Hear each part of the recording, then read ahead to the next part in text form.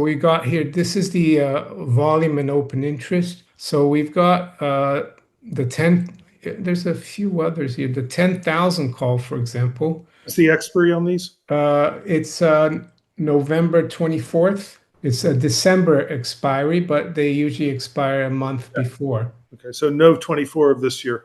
Yeah, that's right. So 12,290 open interest for the 10,000. Then you got the 15,000, you've got 27,639. And then the 20,000, it's up to 30,000. I've got the prices here as well. The prices right now, the 10,000 call is settled at 520, which is still quite a worth quite a bit. And all these are for the viewers, they're 100 ounces. So you have to multiply 520 times 100 times the open interest to see how much it's worth. So the 15 call is settled at 230. 20,000 calls settled at 1.1.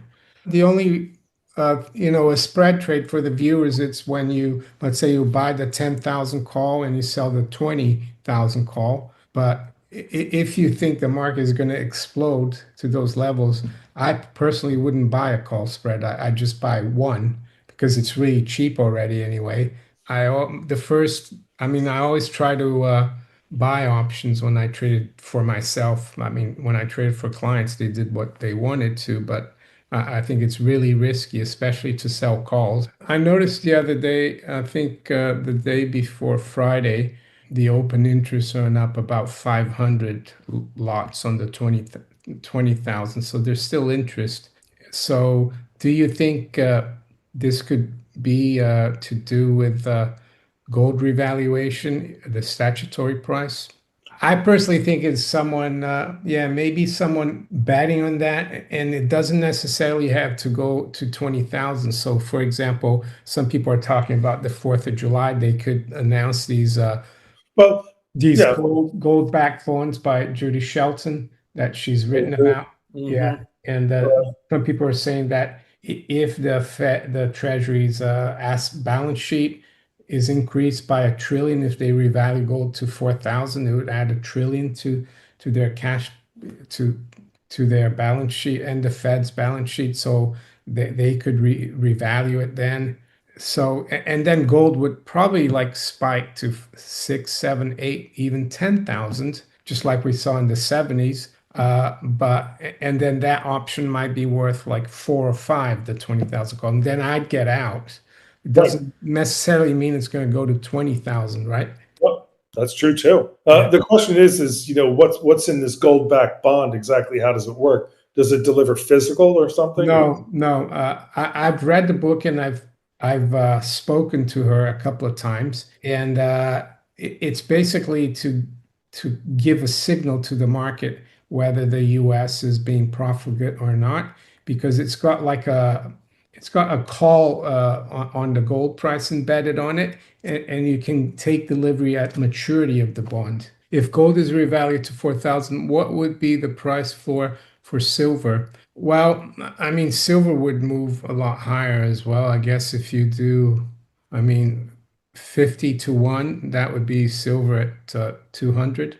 No, not 200, but the thing is, they revalue gold to 4,000. I think will go to 5, 6 very easily. So silver could be easily above 100, I would say. That's what we've got to start looking at. But I think that increasingly we've got to start thinking about gold being priced in yuan, because these guys are they're the marginal buyers.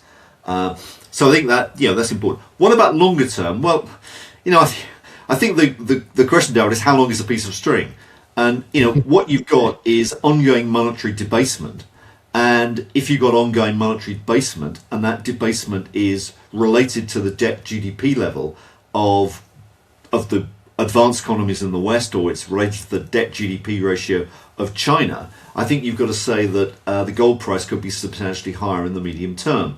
Now, that, on my back-of-the-envelope calculations, that would suggest that sometime in the mid 2030s, we're getting up to easily $15,000 per ounce.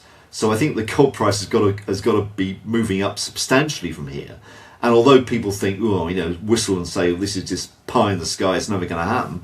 Well, look at what's happened in the last 25 years. I mean, the gold market's gone up, 12, 14 times since its level in year 2000. So you've got monetary debasement over that period. You've got monetary debasement going on again, simply because there's no way that anyone can afford the commitments that are being made. And you look at the world as it's shaping up now. You've got welfare commitments that no politician is going to renege on anywhere in the world. No one's even talking about stripping down welfare payments.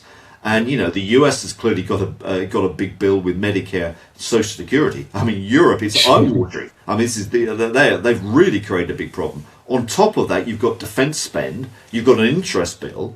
I mean, the Europeans haven't started to defence spend yet. They've been sitting on, riding on the coattails of America, not realising the commitment that America has been making to them. And now you've got Europe having to foot its own defence bill. And that's going to be a big problem. It's going to be very, very unwelcome. And it's potentially a splitter of the European, of the EU. I think ultimately we're looking at a slow unravelling of this. So that's one of the reasons that makes me sort of negative on European currencies. But ultimately, what's got to happen here is a lot more money printing, because this is the easy way out. Politicians have shown their colours, twice in big size after the GFC and after the COVID crisis, where they just basically let the money printers work. And that's what's going to happen again. And that's why I'm saying, if you go back to the inflation picture, they'll tell us that our inflation rate is 2.8%. But everyone's got to ask, really, what's my personal inflation rate? It's certainly a lot more than that, because there's hidden inflation in the system. And what you've got to try and protect against is that whirring of the money printers. And, although it may well be that, if you're looking, if the genuine CPI consumer price basket is 3% or so, that's the way you protect your real incomes, or you measure your real incomes by looking at that basket. But the way that you think about your wealth is against monetary inflation, which really means against the gold price. And that's the best way of saying, what's going to happen. If monetary inflation is running at 8 to 10%, which I think is a realistic figure in the light of all this debt that we've got to devalue and repay and issue, if that's the benchmark, that's what the gold market is going to rise at in the medium term. And if you're growing at just over 7%, I mean, you're pretty much doubling every 10 years in price. And that's what you've got to think about. So I'm a big advocate of buying gold at lower levels. The authorities keep telling us that this is a sort of a busted flush. This is a bad asset. The barbarous relic or whatever they talk about.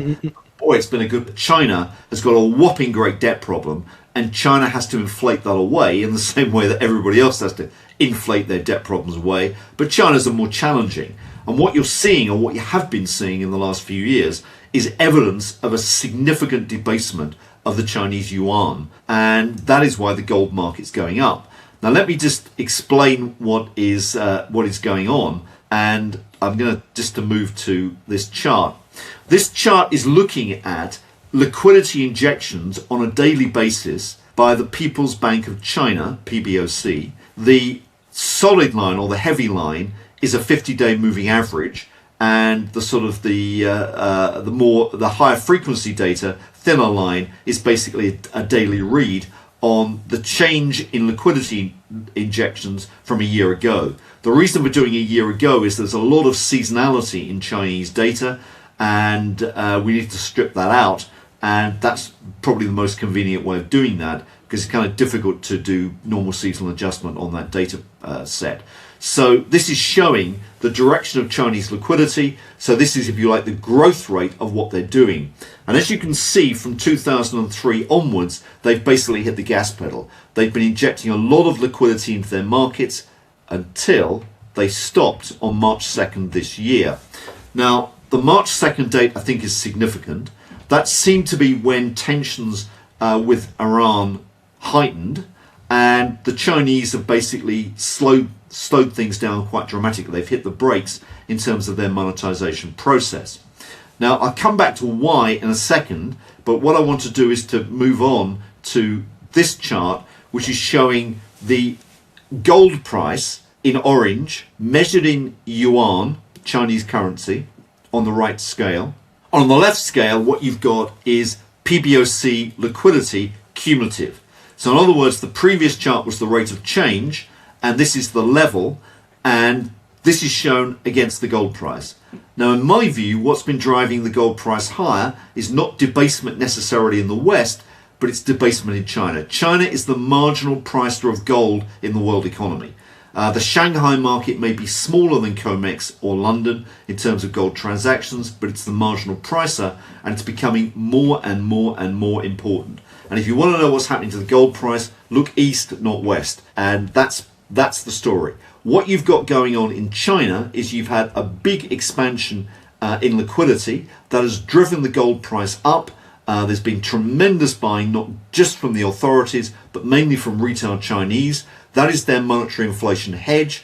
They tend not to go. I mean, real estate's clearly oversupplied, so why go there? The stock market's not so widely owned, and so what they do is they're buying gold.